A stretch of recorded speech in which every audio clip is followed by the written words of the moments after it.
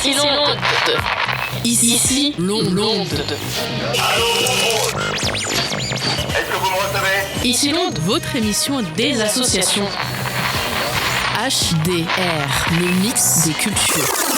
Bonjour à tous et bienvenue sur votre émission Ici Londres de 17h à 18h. Ravi de vous retrouver pour ce moment d'échange, de partage autour de la vie associative et des personnes qui font la vie associative. Vous êtes peut-être dans le bus, chez vous ou peut-être encore au bureau, au travail. Enfin bref, peu importe où vous vous trouvez. Aujourd'hui, on est ensemble, on parle association et puis je suis pas seule pour une fois parce que quand on fait une émission seule, on a aussi le plaisir de pouvoir retrouver des camarades bénévoles aussi dans les ondes des mix des cultures. Je suis avec toi, Flore. Bonjour, Flore. Bonjour tout le monde. Peut-être, Flore, on te connaît à travers ta page Facebook Les Mamans d'HDR ou alors quand tu es dans la matinale du pire reste à venir tous les mercredis matins de 8h à 9h au passage.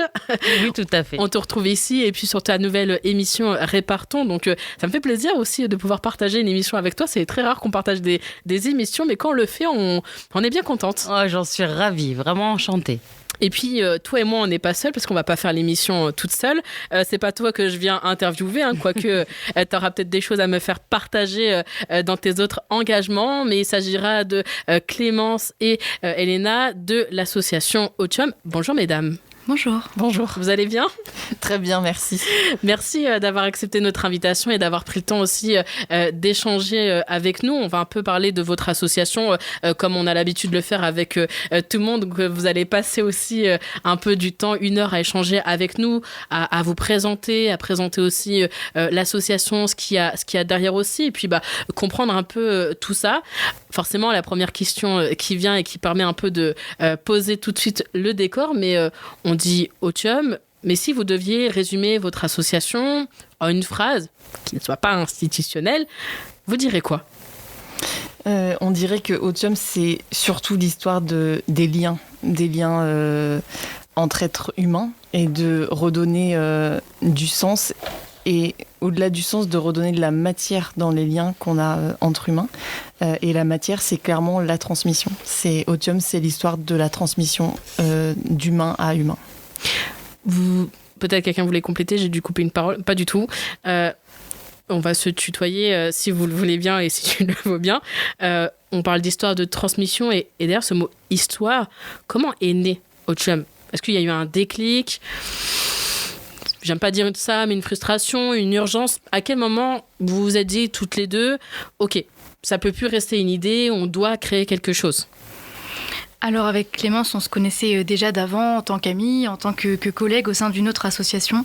Otium, il est né le 26 juin 2024 et en fait ça a été à la suite d'une conversation le 25 juin 2024, donc vraiment ça s'est fait extrêmement rapidement. On a toujours eu des valeurs qui matchaient et on avait vraiment l'élan de créer quelque chose ensemble et donc voilà, on a choisi de réaliser Otium pour pouvoir concrétiser nos projets à toutes les deux. En l'occurrence, personnellement, le projet d'école, il y avait une sorte d'urgence dans la temporalité pour mon enfant qui rentrait à la maternelle. Mais sinon, c'était surtout une envie profonde qui venait des entrailles. C'est vrai que tu as un peu commencé un peu à parler de l'histoire un peu de l'association et il y a un moment, je vais un peu me tourner sur un peu des questions de parcours aussi parce que on le dit souvent dans cette émission que l'engagement associatif est d'abord né d'engagement de parcours, d'engagement personnel, parfois de choses de vécu aussi qui fait qu'on peut être engagé. Il y a vous deux qui est avec moi aujourd'hui, mais qui sont les personnes derrière Otium ? Est-ce que c'est vous deux ? Est-ce qu'il y a des personnes avec vous ? Et l'autre question, mais quel parcours vous a amené à faire ça, en fait, c'est-à-dire votre parcours associatif, votre parcours d'engagement ? La troisième question, désolée, je vous en fais 3 en une, c'est pour gagner du temps. Pourquoi le nom Otium ? C'est vrai que moi, je connais pas le nom Otium de base. Bon, vous m'avez un peu informé, mais pour ceux qui ne connaissent pas C'est quoi Otium ? Alors, Otium, et ça répond effectivement, je pense, aux 3 questions. Otium, c'est l'inverse du négocium. Donc, on peut dire osium aussi, je pense. Mais Otium, oui. en fait, en Grèce antique, le négocium, c'était tout ce qui était lié aux affaires. Et quand on parle des affaires, c'est vraiment le travail, tout ce qui doit être fait, toutes les injonctions sociales, familiales, etc. C'est vraiment le faire. Et à contrario, du coup, Otium, c'est plutôt l'être. Et dans ces structures de société, il y avait vraiment cette notion de... il y a des choses à faire qu'on regroupe dans un négocium, mais il y a aussi un temps dédié à l'être. Et c'était un temps qui était dédié pour tout le monde, pour tous les âges, où c'est comme une sorte d'introspection, mais pas que. C'était aussi... une philosophie de vie d'être autre chose que de faire, juste d'être en fait. Se retrouver, alors je sais pas si c'est ça, tu vas peut-être me redire, mais c'est un peu ce temps à se retrouver avec soi-même, ce que tu dis un peu ce temps de rétrospection, d'être, etc. C'est un peu laisser tout ce qui nous entoure au quotidien et se retrouver soi-même, ou je suis complètement hors sujet aussi. Non, c'est pas complètement hors sujet, mais c'est pas forcément en lien avec la solitude. Ça naît forcément d'une introspection, donc c'est intime, c'est interne, mais c'est plutôt de traverser son existence autrement qu'en servant à quelque chose. C'est juste traverser son existence en étant le plus libre possible d'être qui on est, auprès de qui on a envie d'être,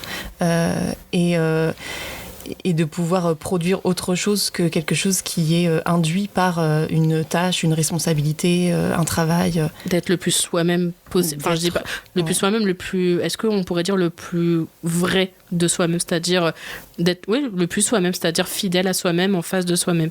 Fidèle à soi-même. Fidèle à soi-même. C'est vrai. J'aurais pas mieux dit.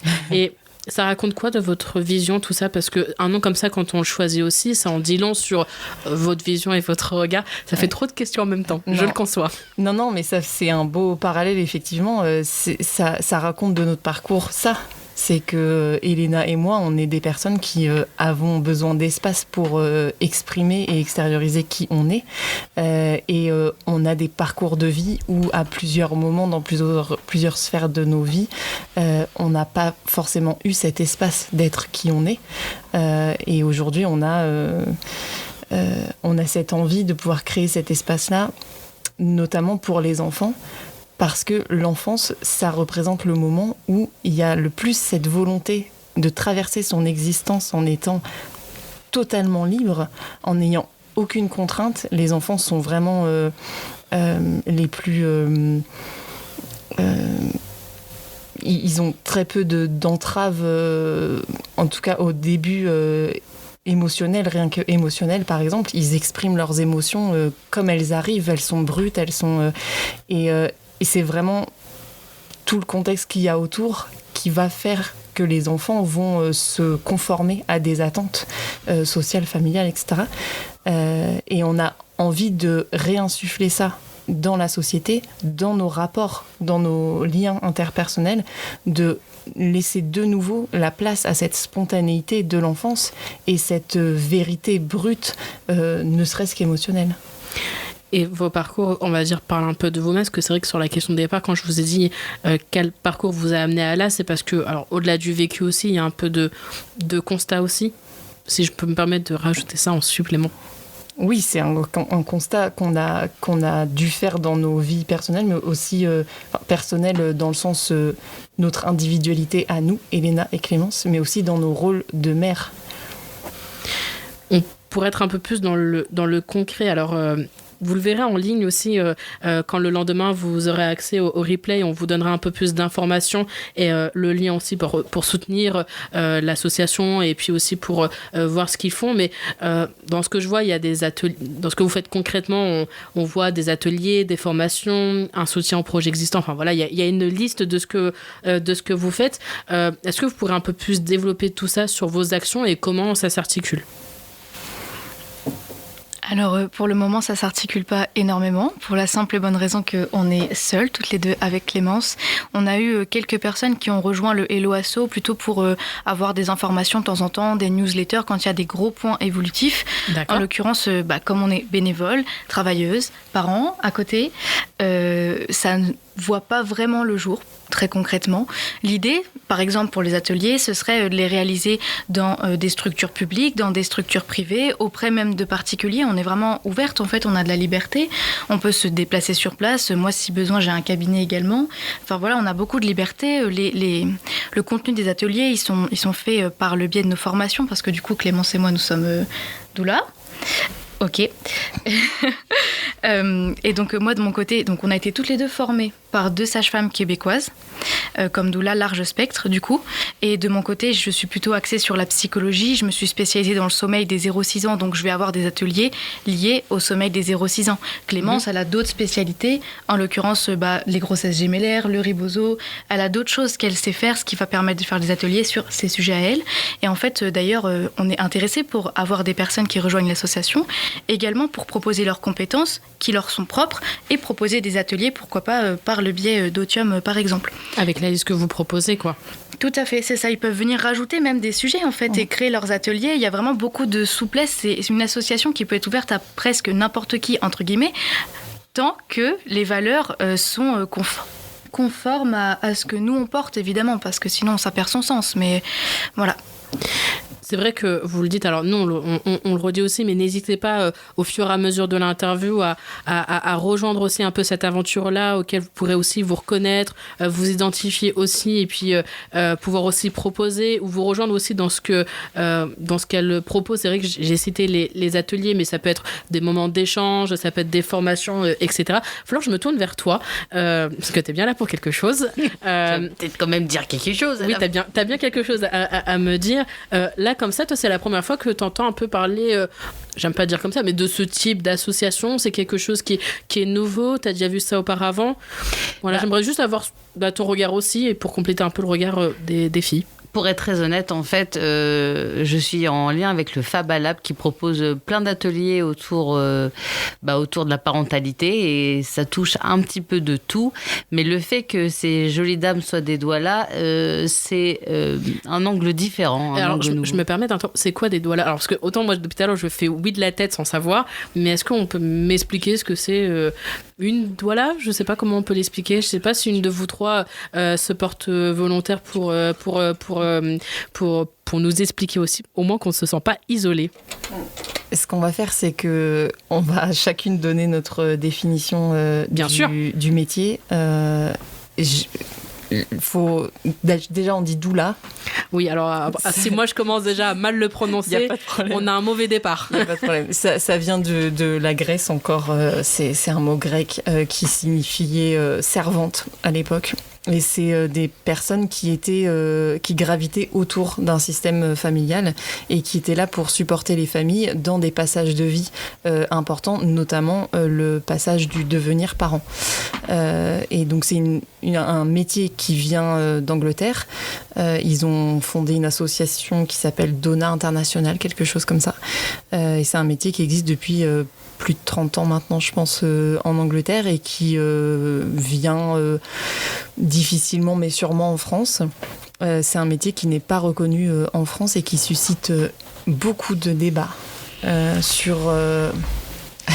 Oui. Flore ?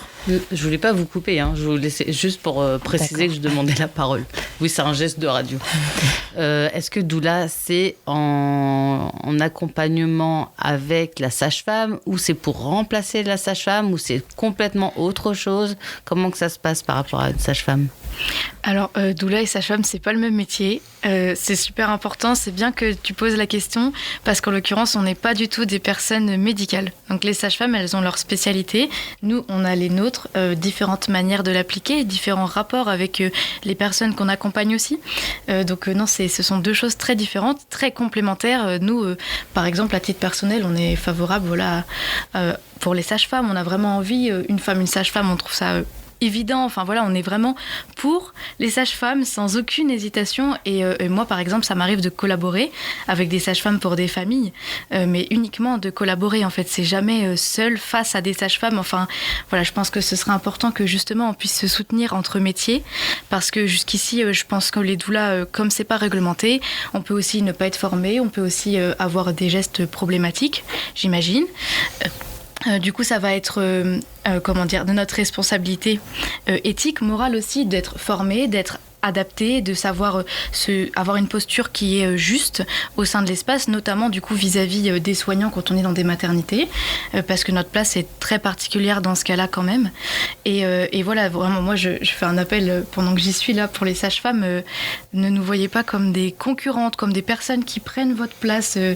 Enfin, au contraire, moi c'est ce que je dis à la sage-femme que j'accompagne là bientôt dans un accouchement à domicile. Je lui dis, mais si tu veux que je sois ta doula à toi, je peux masser la sage-femme, je peux lui apporter de l'eau. Vraiment, moi, je suis de cet avis-là, mais ça me concerne moi et je parle bien sûr qu'en mon nom.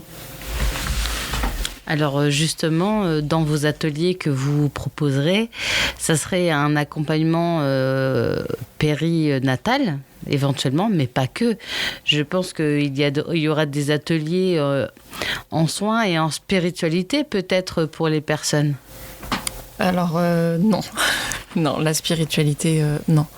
En fait, justement, l'amalgame, il peut être rapidement fait avec le métier de doula, sûrement parce que il y a cette notion de quête de sens dans le métier de l'accompagnement doula dans la parentalité. Ça ressemble à une quête de sens, du devenir parent, etc. Et donc, l'amalgame avec la spiritualité peut être fait. Alors, on ne va pas nier qu'il y a beaucoup de doulas qui pratiquent leur métier à travers la spiritualité. C'est une manière de pratiquer ce métier-là qui, encore une fois, n'étant pas réglementée, de toute façon, elles font bien ce qu'elles veulent. Mais ça ne saurait se réduire à ça. Le métier de doula n'a rien de spirituel, tout comme il n'a rien de médical, tout comme il n'a rien de psychologique. Alors effectivement, c'est un peu difficile du coup de le définir en ne le plaçant pas dans des cases qu'on a l'habitude de conceptualiser, mais faut vraiment le voir comme c'est une aide extérieure. Et c'est les parents avec leur libre arbitre qui déterminent la manière dont on va être à leur service. Je peux ? Oui. Okay. J'aimerais également rajouter, et ça me semble important, que chaque doula, les doulas normalement ont un socle de base d'études, normalement. Pas toutes, malheureusement, mais voilà, il y a toujours au moins une formation doula, on l'espère, quelle qu'elle soit. En l'occurrence, pour Clémence et moi, du coup, le doula large spectre, donc on accompagne de la préconception aux règles, à la ménopause, on a des formations sur le deuil, on a vraiment quelque chose d'assez vaste, c'est donc pour ça que ça s'appelle large spectre. Mais chaque doula a ses spécificités. Par exemple, j'ai une collègue qui est fertility doula, Clémence, du coup, dont je vous en parlais tout à l'heure, mais qui est un peu spécialiste de la gémellité, un peu spécialiste des ribosos, d'autres choses encore, parce qu'elle a plein de compétences. Moi, du coup, dans le sommeil, comme je vous parlais, mais je suis également sexothérapeute, donc du coup, forcément, dans la sexualité à travers le couple, entre autres, dans les relations, tout ça. Et puis, comme je vous disais, de par mes études de psychologie, moi, je me considère comme, en l'occurrence, une psychodoula. Mais personnellement, je me mets dans cette case plus psycho de la doula parce que j'ai les compétences qui vont avec. Mais chaque doula, par exemple, il y a des doulas qui font que le deuil, qui accompagnent que la mort. Il y a des doulas qui accompagnent que les naissances, rien d'autre, que les règles, certaines que l'endométriose. Enfin, c'est vraiment... Il n'y a qu'un champ, il peut y avoir un seul champ d'action. Alors, pas un, mais un ou plusieurs selon ce qu'elle a fait comme étude, selon son bagage de formation, de stage. Et ça, du coup, j'invite les gens, de manière générale, à être regardants sur les stages, les formations, pas que des doulas, mais en fait des professionnels qui vous suivent de manière générale. Donc voilà. Et du coup, vos ateliers seront axés à toutes ces formations. Vous pouvez autant proposer des ateliers, donc encore une fois, autour de la natalité, mais pas que, des ateliers en lien avec la sexologie, la sexualité, et puis éventuellement le ribosome, tout ça. Ribosome. Le rebozo, c'est un soin avec des foulards. Oui, où on serre. Exactement. C'est un soin qui sert à se sentir contenu. Et ça a vraiment des effets au au niveau du bassin, ça se fait au niveau du bassin. Après, encore une fois, il y a plein de manières de pratiquer le soin Rebozo. Moi, je pratique par exemple pas de soin Rebozo. J'utilise un foulard Rebozo pour faire des soins que moi j'ai appelés contenance. Mais normalement, c'est tout un rituel qui vient du Mexique, je crois. Oui. Voilà. Il y a des collègues qui pratiquent des soins complets également. Mais bon, il y a aussi la question de l'appropriation culturelle qui est une autre question là, mais qui est assez touchy sur le Rebozo dans le milieu des doulas. En fait, on s'est complètement placé dans une niche extrêmement touchy. Voilà, parce que ça cristallise beaucoup de tensions, que ce soit la parentalité, que ce soit l'appropriation culturelle, que ce soit le service public, hospitalier, territorial. Voilà, donc on est des femmes de challenge complètement. C'est vrai qu'on parlait d'action tout à l'heure, ou du moins celle que vous essayez de préparer, ou même tout simplement ce que vous avez construit jusqu'à aujourd'hui. Surtout ce que vous avez construit aujourd'hui, qu'est-ce qui vous rend le plus fier ? Parce qu'il y a la création, et puis il y a les démarches, etc. et tout. Et je pense que dans le parcours, il y a toujours quelque chose qui nous rend fiers. Vous, qu'est-ce qui vous rend fier ? Ok, alors je me permets du coup de prendre la parole également. Moi, ce qui va me rendre le plus fière, et je pense que Clémence nous rejoindra probablement, mais c'est le fait d'avoir tenu bon. C'est-à-dire que ça fait quand même donc depuis 2024 que l'association elle existe. Le projet d'école, il s'est créé très rapidement dans nos têtes, mais aussi de façon concrète, matérielle, dans les contrats RH, dans l'ingénierie pédagogique, dans une formation obligatoire pour les professeurs et même de manière générale pour tous les professionnels au sein des établissements Autium. Et en fait, en tout cas, personnellement, j'ai vraiment été face à beaucoup de personnes très, très réfractaires. J'ai même eu j'ai fait jusqu'ici 34 mères comme rencontre pour chercher des locaux. J'ai eu des mères incroyables qui comprenaient mais qui n'avaient malheureusement pas de locaux. J'ai aussi eu des mères qui étaient violentes verbalement, qui s'en prenaient à moi de façon vraiment virulente. Et malgré ça, malgré le fait qu'on était toute seule pour le porter, on a quand même tenu bon et continué d'avancer sur le projet et continué de le porter. Donc moi vraiment, ma fierté number one, c'est vraiment ça, de se battre de toute notre âme jusqu'à ce que ça le voie le jour. Et c'est pas une option que ça voit pas le jour. C'est cette forme de résilience en fait qui vous rend fier. C'est ce que c'est en regardant, on va dire, derrière tout en regardant devant soi, c'est se dire c'est cette résilience qui me rend chaque jour fier parce que on a traversé des étapes et voilà, il y a beaucoup de moments dans la vie d'une association ou de personnes engagées où parfois certains auraient baissé les bras, d'autres auraient continué, et puis là vous le mentionnez, c'est ça en fait qui fait votre fierté, c'est votre résilience. Oui, je dirais plutôt même la persévérance. La persévérance. En fait. Ouais.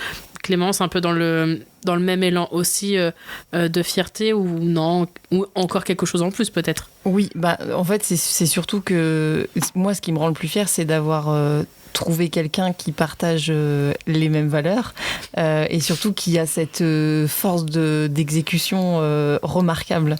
Et c'est vrai que Elena, c'est la persévérance complètement. Mais ce qui me rend fière, c'est d'avoir réussi à malgré nos parcours de vie pas simples et nos idées totalement en marge de la société, de se dire on va quand même se faire une place pour faire de la place pour tout le monde. Autium, c'est vraiment ça. C'est inspirer les autres. Genre, regardez, nous, comme c'est difficile de se faire une place, mais on va se créer une place pour élargir les bords, pour qu'il y ait de la place pour tout le monde. Mais justement, cette place, merci pour la petite perche entre deux, cette place justement que vous faites, notamment sur le public, quel public vous vient le plus naturellement ? C'est-à-dire là, dans les débuts que vous avez créés, il y a eu peut-être des retours, des regards, des avis. Qu'est-ce qui vient plus naturellement ? C'est des parents qui, on va dire, qui sont intéressés, des professionnels, des collectivités ? À peu près qui ? Globalement, c'est les familles. Moi, j'ai des appels régulièrement, en fait, même plutôt, ça m'arrive au moins une fois par semaine d'avoir des familles qui m'appellent et qui témoignent des violences, malheureusement, vécues par leurs enfants dans le système public actuellement. Voilà, des violences, parfois juste des violences éducatives ordinaires, juste entre grandes guillemets, parfois des violences plus marquées. Et c'est des choses que j'entends tout le temps, avec des exemples nouveaux tout le temps, des punitions toujours plus inadaptée et parfaitement ignoble, absolument pas du tout respectueuse du fait qu'on doit considérer que les enfants sont des êtres humains à part entière, tout comme nous. On a vraiment cette tendance en France particulièrement à s'adresser aux enfants comme si ils étaient moins bien que des adultes, avec condescendance, avec mépris, souvent en se moquant d'eux. Moi, ça, c'est quelque chose que je trouve scandaleux. Enfin, par exemple, on a une facilité à dire « je déteste les enfants », c'est socialement accepté. On dirait « je déteste les femmes, je déteste les handicapés », ça passerait pas, et heureusement. Et du coup, on se questionne sur pourquoi ça passe pour les enfants. À quel moment on se dit que les enfants qui, justement, n'ont pas un cerveau mature avant 25 ans, ont besoin d'apprendre à réguler leurs émotions, à faire société, comment c'est possible que ce soit eux qu'on traite comme ça? Et pourtant, les enfants, c'est le public, c'est la classe sociale qui vit le plus de violence actuellement. Et puis l'enfance, c'est aussi un âge où on est un peu dans l'apprentissage. Il y a des choses qu'on ne sait pas, qu'on apprend, comme par exemple un enfant de 5 ans, de 6 ans, de 7 ans est toujours dans son apprentissage. Oui, puis l'apprentissage, il se fait, donc, comme je vous disais, même d'un point de vue, pour pas parler de choses subjectives, on va prendre des exemples physiques, physiologiques, dans les neurosciences affectives actuelles. On voit bien que le développement du cerveau, donc on parle vraiment de la taille, de tout ce qui permet de gérer les émotions, par exemple, n'est pas assez développé pour permettre justement de gérer ou pour permettre de s'empêcher de faire certaines actions. Les adultes vont y mettre un sens, comme par exemple dire c'est de la provocation, c'est un caprice, machin. Le caprice, scientifiquement, ça n'existe pas. Du tout. Ni avant 6 mois, ni machin. Non, ça n'existe pas. Donc il y a quand même des tendances qui tendent à dire oui, il n'y a pas de caprice avant 6 ans, c'est toujours mieux de penser qu'il y a des caprices à 6 mois, sauf qu'en fait, en l'occurrence, ça n'existe pas du tout. C'est un concept social, le caprice.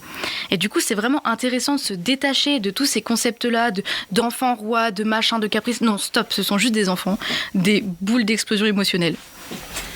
Oui, d'autant plus, je voulais vous demander s'il y avait un profil vraiment d'enfant plus sujet à des punitions un peu abusives. Je veux dire par là qu'on retrouve de plus en plus, on décèle de plus en plus d'enfants avec multiples 10 ou des troubles du neurodéveloppement.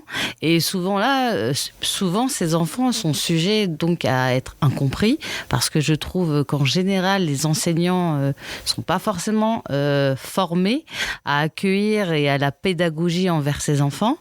Donc c'est souvent des enfants considérés comme mal élevés, virulents et donc souvent punis, alors que c'est pas la bonne méthode pour ces enfants. Oui, souvent punis, mais aussi étiquetés. C'est-à-dire que plus tu dis à quelqu'un qu'il est quelque chose, plus il le sera aussi. Donc si tu veux dire d'un enfant tout le temps qu'il est un cancre, ça va pas lui permettre de comprendre que non, il n'est pas un cancre, que ça peut se passer autrement, d'une part, et d'autre part, en fait, il a peut-être besoin parfois de cadres un petit peu différents. Après, ça c'est encore vraiment un très vaste sujet, les troubles du neurodéveloppement. Soit dit en passant, pour rebondir au tout début de la question, je pense pas qu'il y ait plus de troubles du neurodéveloppement actuellement. Je pense plutôt qu'ils sont mieux diagnostiqués, mieux repérés, qu'on est davantage sensibilisés. Voilà. Alors moi, je voulais ajouter par rapport à ce que tu disais, que les enfants à ces âges sont en train d'apprendre. Je crois que tu as mentionné, oui, dit ce terme-là d'apprendre. Oui, la forme d'apprentissage par rapport à des erreurs qu'on fait et qu'on n'est pas conscient forcément d'avoir fait une erreur, etc. Donc, je parle d'apprentissage au sens très global de la chose. Ouais, et justement, l'apprentissage, c'est aussi en lien avec la transmission. Et Elena, tout à l'heure, à cette question-là, parlait des neurosciences. Il y a un fait qui est quand même super intéressant avec le cerveau, et notamment le cerveau des enfants, c'est qu'il apprend par mimétisme. Donc en fait, tout simplement, plus on va être agressif avec un enfant, plus il apprend à être agressif. Il apprend pas à corriger son comportement, à se dire « Ah oui, on attendait ça de moi, alors je vais faire ça ». Non, c'est du mimétisme. Il reproduit ce qu'il voit. On va être agressif, 93%. Plus on va être injonctif, plus on va être avec des attentes irréalistes, en les déconsidérant, en étant condescendant avec eux, en étant dans la violence, qu'elle soit verbale, physique et tout autre, plus il va reproduire. Parce que le cerveau se construit comme ça. Donc il y a vraiment, ça rejoint vraiment le sens d'Otium, c'est de pouvoir être auprès des enfants dans cette phase de construction neurologique, mais pas que, de leur personnalité plus globalement et moins scientifique, voilà, juste dans l'expression de ce qu'ils sont. Plus on sera à leur côté en tant qu'alliés, en tant que protecteurs, en posant un cadre qui leur permet d'être eux-mêmes tout en étant adaptés à une vie en communauté, parce que ce qu'on souhaite tous, c'est de pouvoir vivre en liberté et en paix dans la communauté. C'est vraiment l'essence d'Otium, quoi. Donc c'est aussi pour ça que un des projets phares de l'association, c'est l'école alternative. Alors je rebondis un peu sur ce que vous venez de me dire, et ça va aller sur ma question qui suit derrière, justement avant d'arriver à la deuxième partie. Ce projet d'école, justement, ça a été senti d'un besoin un peu fort sur le territoire, et si oui, est-ce que derrière il y a des objectifs qui vont en décliner sur du long terme, etc. Je peux. Ok. Alors oui, ça vient d'un besoin fort du territoire. Alors déjà, nous, en tant que parents, tout simplement, pour commencer, c'est ça qui a fait naître l'idée. Et ensuite, comme je vous le disais tout à l'heure, je reçois des appels toutes les semaines de parents qui me disent « Mais pourquoi vous n'êtes pas déjà ouvert ? Mais s'il vous plaît, je veux changer mon enfant d'école, je ne sais pas comment faire. » Qui tient l'école, qui est déjà ouverte. N'hésitez pas à y aller pour aussi un peu plus trouver plus d'informations. Une dernière question vraiment avant de se faire une pause musicale et passer à la dernière partie. C'est quoi votre objectif à long terme ? Enfin, on a un peu quelques idées sur le court terme, mais alors, sur le long terme, si je comprends bien, pour pas non plus déformer ce que vous dites, c'est vraiment l'école alternative, c'est vraiment ça, Otium, sur du long terme ou non ? Pas que. Pour bien définir. Alors, pas que. Vraiment pas que. Ouais. Voilà. C'est bien ce que je vraiment pas que. Otium, c'est vraiment. Alors, je sais que c'est vraiment très large, mais Otium, c'est vraiment le lien et la transmission. Et donc, quand on parlait tout à l'heure des ateliers, c'est des ateliers qui sont forcément en lien avec nos métiers d'accompagnante parentale, donc doula, mais pas que. Et notre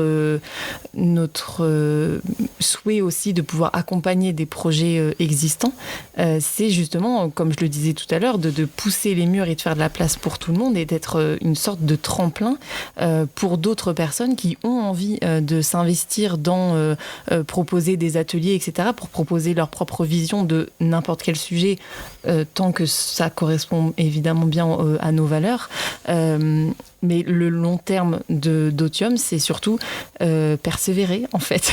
Et continuer d'offrir des alternatives. L'école en fait partie, mais en réalité, Otium, c'est proposer des alternatives dans tout, pourvu que ce soit en faveur du lien et de la transmission. Ouais. C'est un peu le mot d'ordre un peu de l'émission. Ouais. Je pense que c'est quelque chose que vous allez un peu nous en parler.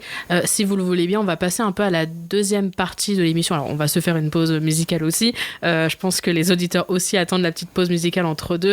On va parler un peu de parentalité, de liens humains, de neurodéveloppement. On va un peu revenir, si vous le voulez bien, dans la deuxième partie. On parlera un peu d'école alternative. Vraiment, c'est la deuxième partie où on va appeler un peu à vos regards, mais avant toute chose, on va se faire une petite pause musicale avant de se retrouver.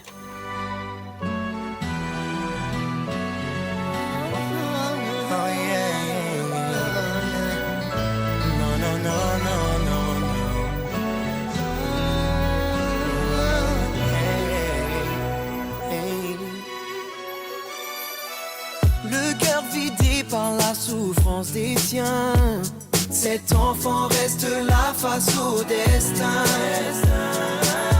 Spectateur d'un monde où règne le silence, sa peine sera de perdre son innocence. Esclave d'une vie qu'il n'a pu choisir, enchaîné par la peur et de mourir. Mais comment pouvez-vous fermer les yeux, croire que tout ira mieux?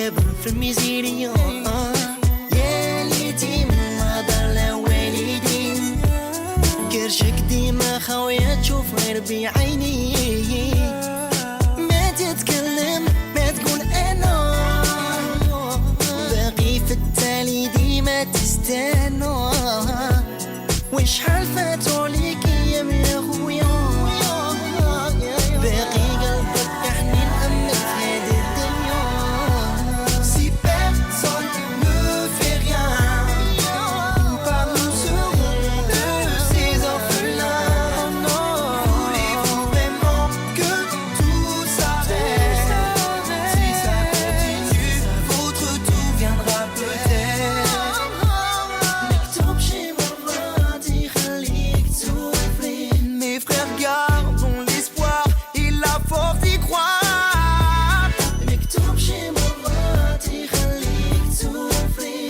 pour la paix dans le monde l'amour que l'on sait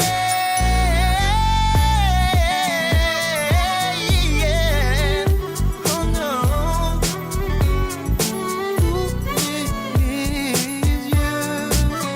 ouvrez les yeux oh yeah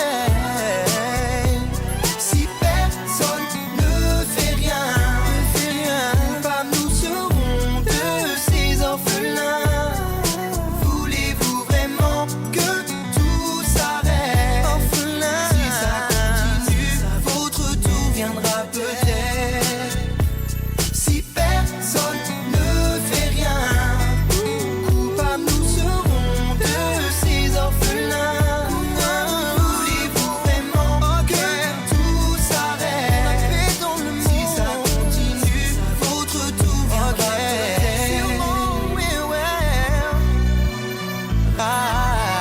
R&B fever okay Artop we Denzel Kader la paix dans le monde Denzel pour la paix dans le monde Coriska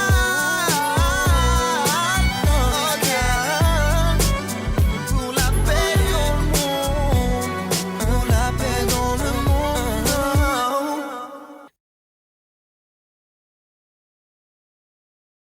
De retour sur l'émission Ici Londres sur le 99.1.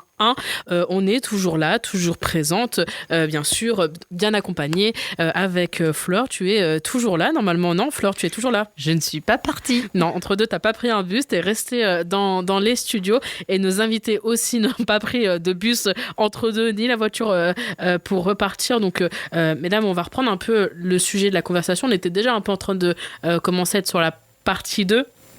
Notamment un peu sur la parentalité. Si vous le voulez bien, on va parler un peu de parentalité, de liens humains. Ça va peut-être reprendre un peu des réponses que vous avez dit et vous allez avoir l'occasion de les compléter. Est-ce que vous direz qu'aujourd'hui, que la parentalité est en crise ou en mutation? C'est quoi votre regard dessus, vous, en tant que, aussi bien en tant que mère, mais aussi surtout en tant qu'actrice de la vie associative? On dirait pas que la parentalité est en crise.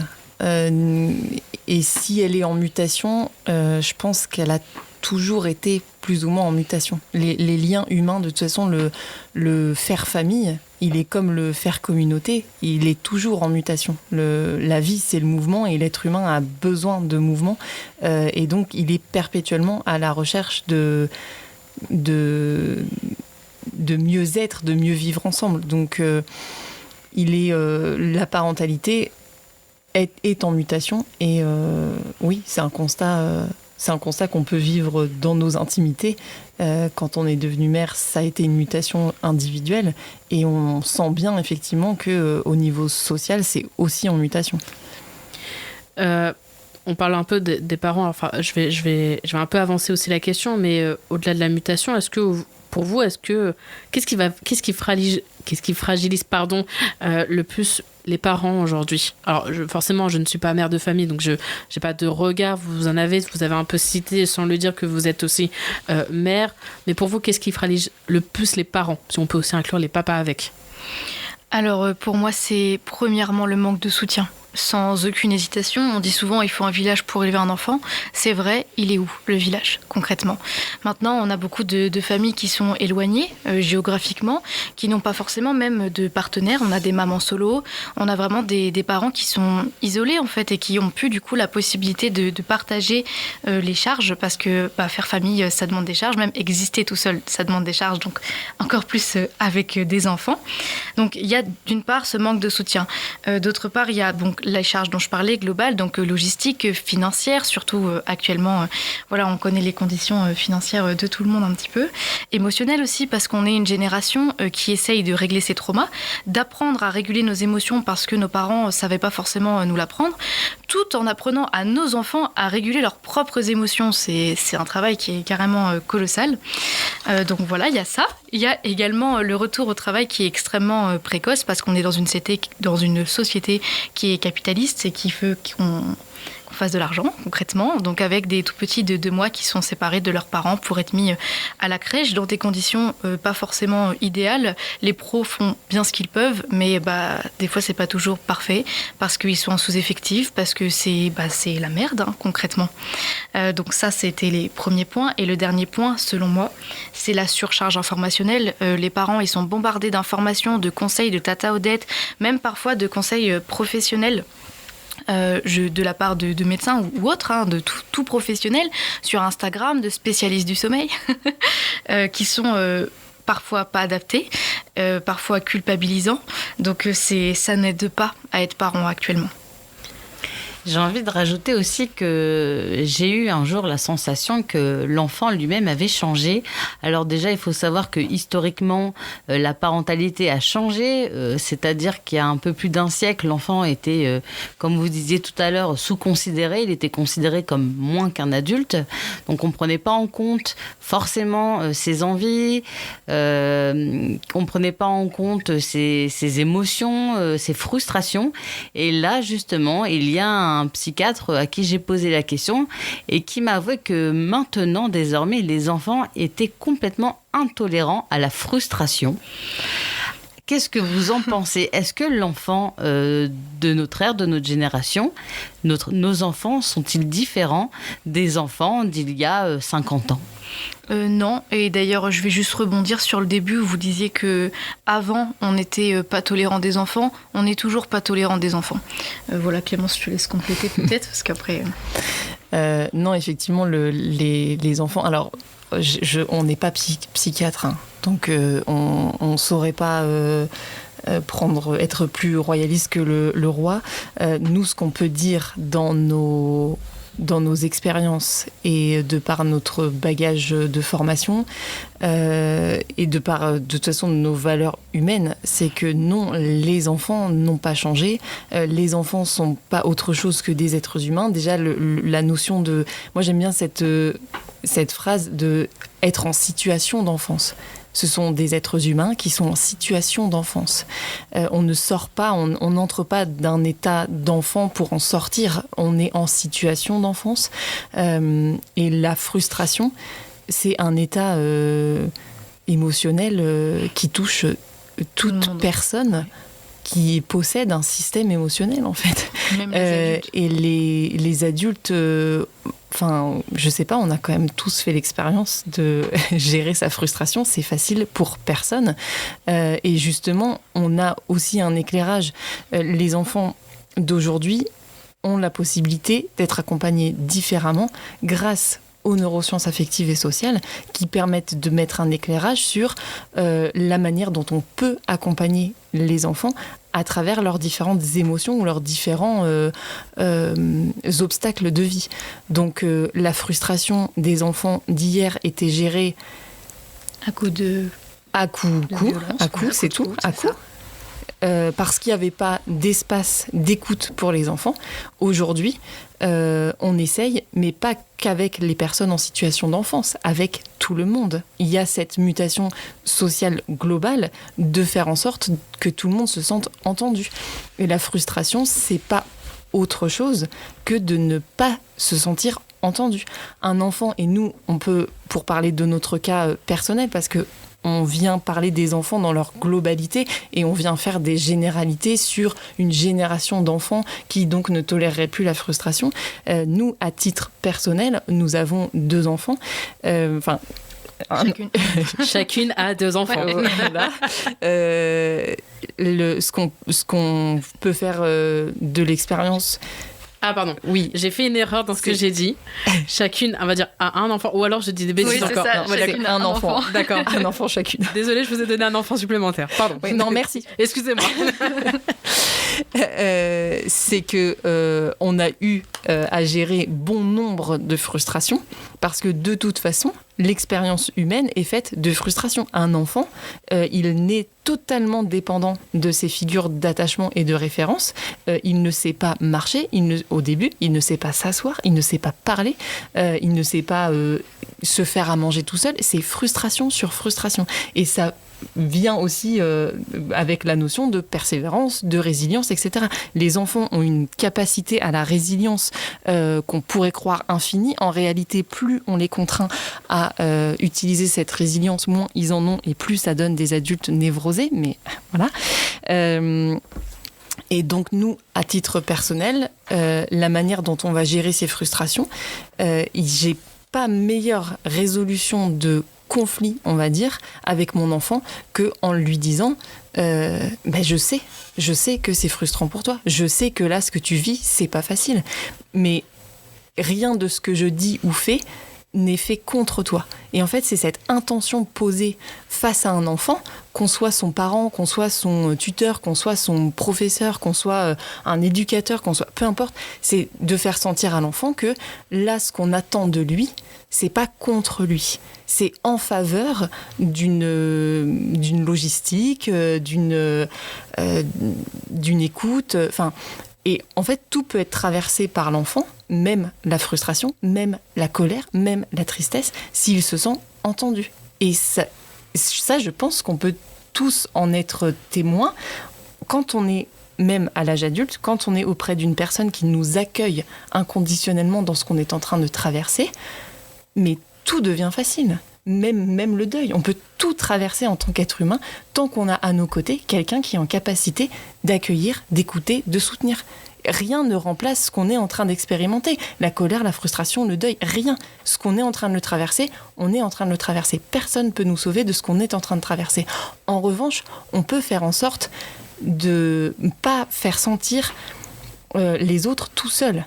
Et c'est ça vraiment qui, moi, me sensibilise beaucoup dans les situations d'enfance, c'est qu'on a tendance à faire croire aux enfants qu'ils sont seuls. Oui, non, tu me fais chier, je suis en train de cuisiner. Bah oui, mais là, en fait, j'avais besoin de ma maman. Et voilà, c'est ça. C'est pas facile, hein. Ce que je vous propose, mesdames, si vous le voulez bien, parce que le temps avance et on va bientôt passer à la 3e partie. Je vous retrouve pour une petite courte pause de 3 minutes pour une pause musicale avant de passer à la 3e partie qui va être dédiée à comment adhérer aussi. Alors, on en avait un peu parlé.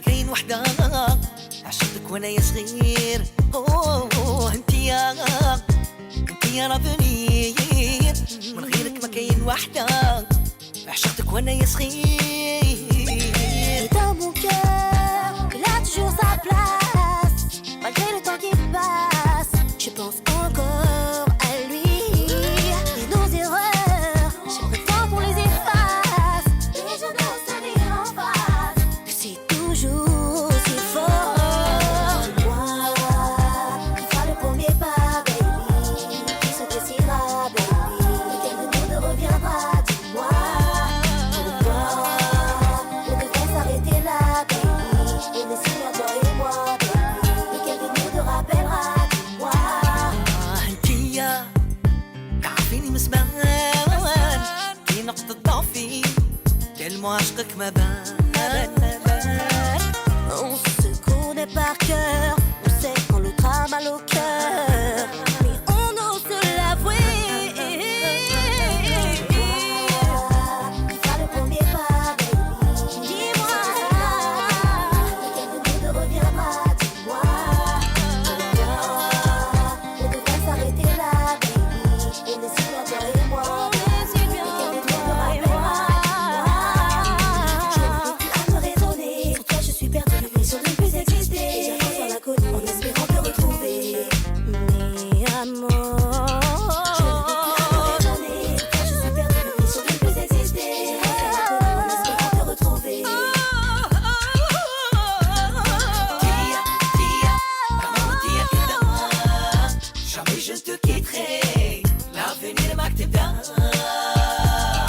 Tia, tia, comment dire que demain, tia, حبي وما كان يقدر. Fais le premier pas, lequel de nous deux reviendra, dis-moi. Pourquoi on devrait s'arrêter là, baby? On est si bien, toi et moi, baby. Lequel de nous deux rappellera, dis-moi.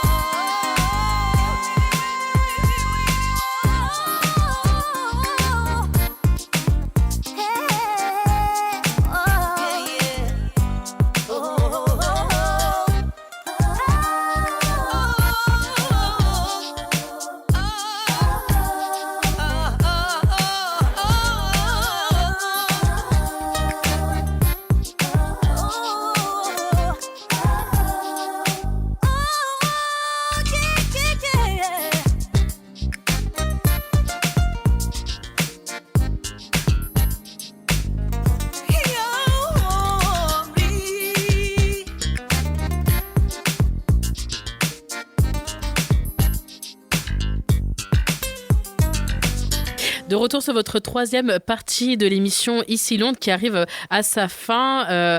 Alors forcément, c'est le petit moment où vous prenez un stylo, une feuille ou de quoi noter les contacts de tout le monde. Comment on peut adhérer à l'association ?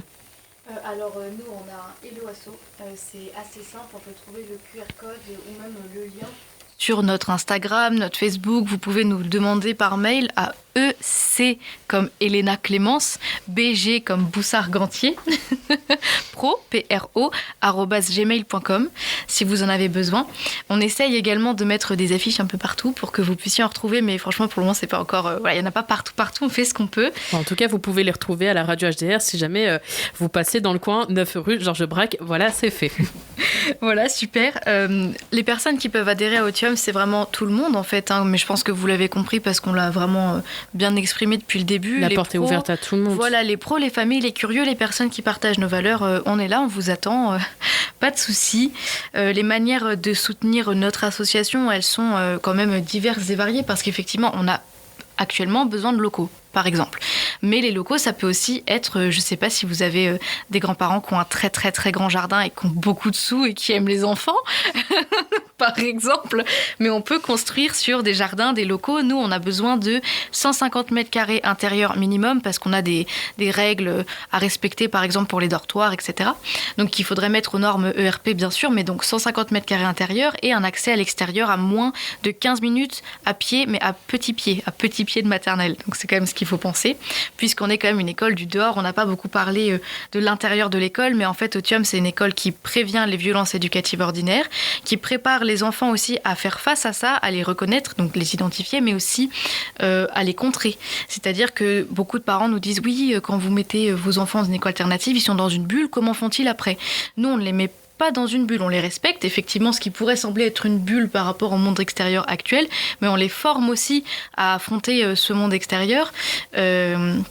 De la même manière, pour faire le parallèle, qu'on fait du zéro écran, mais que dans nos programmes, on a prévu de leur apprendre à savoir utiliser des écrans de manière adaptée et saine et sécuritaire pour eux. Donc bon, voilà, ça c'est la petite aparté. Mais donc il y a effectivement notre besoin de locaux, donc on fait le tour des mairies, là on espère avoir des pistes un peu plus concrètes prochainement après les élections municipales.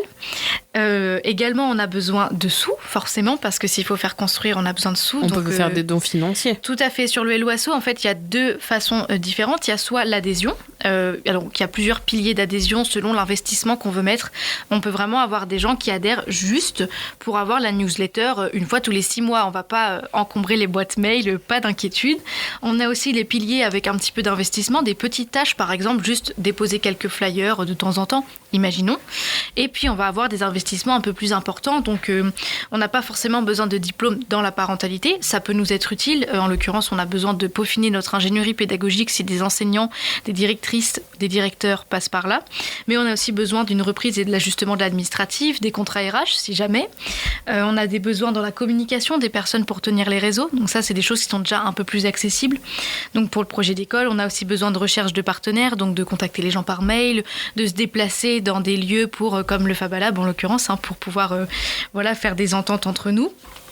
On a aussi les réflexions sur le design, l'aménagement de l'école avec les différents pôles, les mises en place des règles en matière de risque et d'hygiène de sécurité, la création d'un site internet, donc on a vraiment et puis des professionnels pour les ateliers comme on disait tout à l'heure. Pour animer. C'est ça, oui, tout à fait. Donc on a vraiment pour ceux qui voudraient s'investir tellement de manières différentes de s'investir que venez.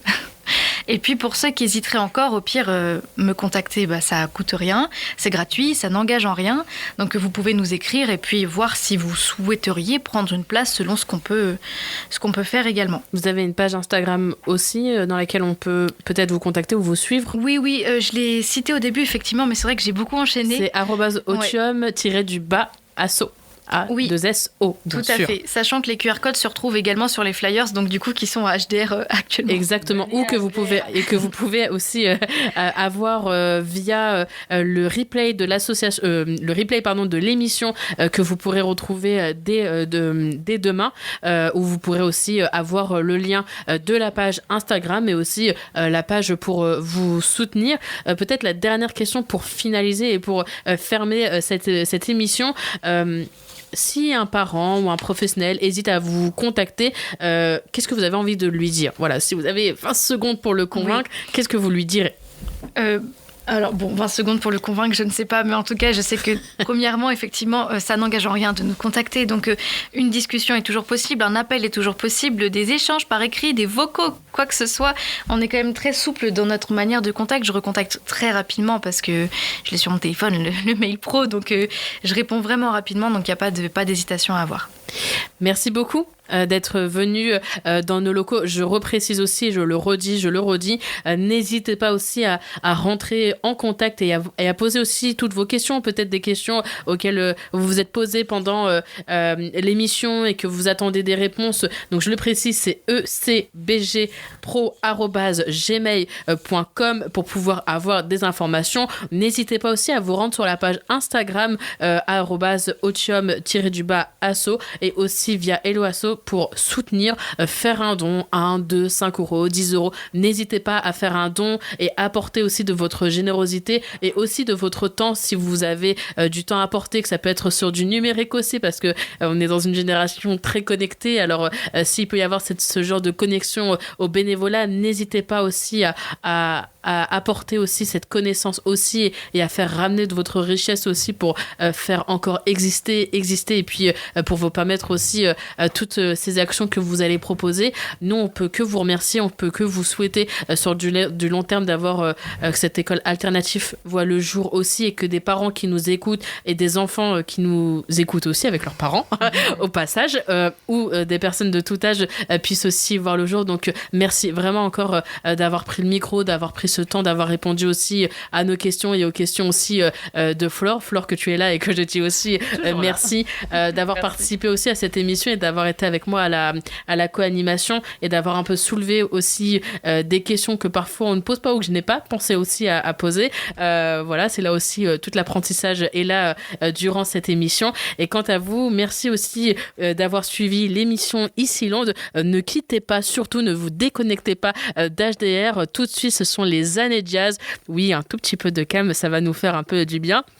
Et puis à partir de 20h, retrouvez l'émission Cafro avec Romain, où là, oui, par contre, vous restez pas sur votre chaise, vous vous levez, vous dansez, vous profitez, vous dansez seul, en famille, mais en tout cas, vous dansez. Merci beaucoup d'avoir suivi l'émission et quant à nous, on se dit à bientôt pour un prochain numéro. HD 99.1.